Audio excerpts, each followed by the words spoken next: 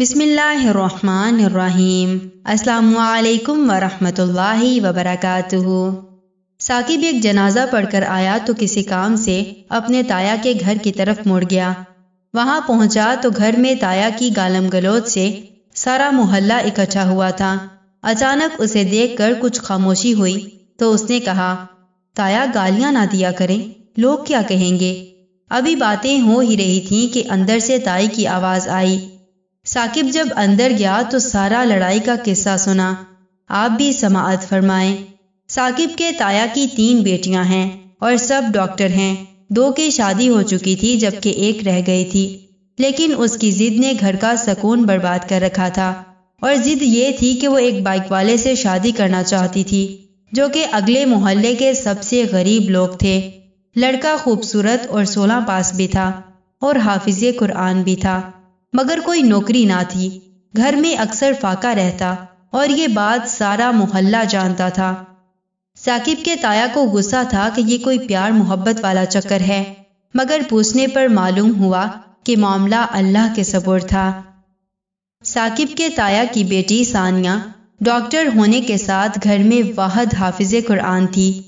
جب سب لوگوں نے دباؤ ڈالا تو کہنے لگی کہ جب میں ڈیوٹی پر جاتی ہوں تو روزانہ 20 منٹ اس کے گھر کے باہر کھڑی ہو کر اس کی تلاوت سنتی ہوں۔ میری آواز اتنی پیاری نہیں ہے، اس لیے میں نہیں چاہتی کہ ہمارے محلے کا یہ خزانہ کوئی اور لے جائے۔ ابو میں آپ لوگوں سے کچھ نہیں مانگتی، بے شک مجھے جہیز بھی نہ دیں، میں جیسے تیسے ہو گزارا کر لوں گی۔ یہ بات سن کر سب لوگ ہکا بکا رہ گئے۔ ثاقب کے تایا رونے لگے اور اسی شام خود حافظ ارشد صاحب کے گھر پیدل چل کے گئے اور رشتہ دینے کی خوشخبری دی۔ خاندان والوں نے انہیں لاکھ برا کہا، مگر تایا کے ڈر سے منہ پر کوئی نہ بولا۔ خیر 2019 میں شادی ہو گئی۔ تایا نے گھر بھی گولرا شریف کے اندر ہی بنا کے دیا۔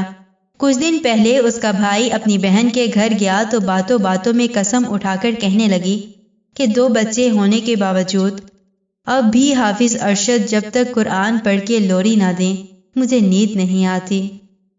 نیک ساتھی کا مل جانا بہت بڑی نعمت ہے۔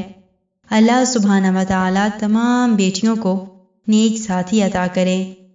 نیک ساتھی کے لیے دعا مانگتی رہا کریں، اللہم یسر لی جلیسا صالحا، اے اللہ مجھے نیک ساتھی عطا فرما۔ آمین ثم آمین۔ جزاکم اللہ خیر و احسن الجزاء فی الدنیا والآخرہ۔ السلام علیکم ورحمۃ اللہ وبرکاتہ۔